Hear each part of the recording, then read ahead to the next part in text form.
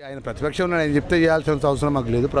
ప్రజలు మాకు ఓట్లేసి గెలిపించిండు, ప్రభుత్వం నడుపుతున్నాం. ప్రభుత్వంలో కూడా రాష్ట్ర ముఖ్యమంత్రి గారి అధ్యక్షతన క్యాబినెట్లో నిర్ణయం జరిగి నిర్ణయం ప్రకారం సింగిల్ విండో ఏదైతే ఉందో దాన్ని రద్దుపరిచి దానికి సంబంధించిన ఆల్టర్నేటివ్ ప్రభుత్వ నిబంధనకు అనుగుణంగా నిర్ణయాలు జరుగుతాయనే విషయాన్ని తెలియజేస్తున్నాం మీ ద్వారా. ఓడిపోయిన తెల్లారి నుంచి మాట్లాడతాను. ఒకరేమో మనం లోపడితే పోయి జిమ్ చేస్తా అన్నాడు కేటీఆర్, 6 ప్యాక్స్ తయారు చేస్తా అన్నాడు.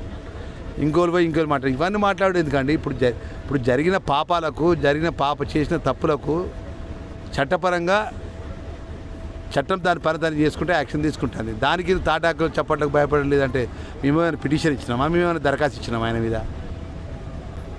ఫోన్ ట్యాపింగ్ చేసింది ఎవరు ఈ రాష్ట్రంలో?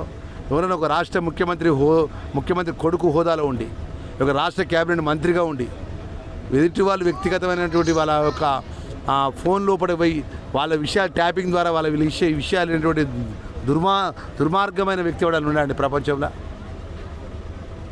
కేటీఆర్ తప్ప.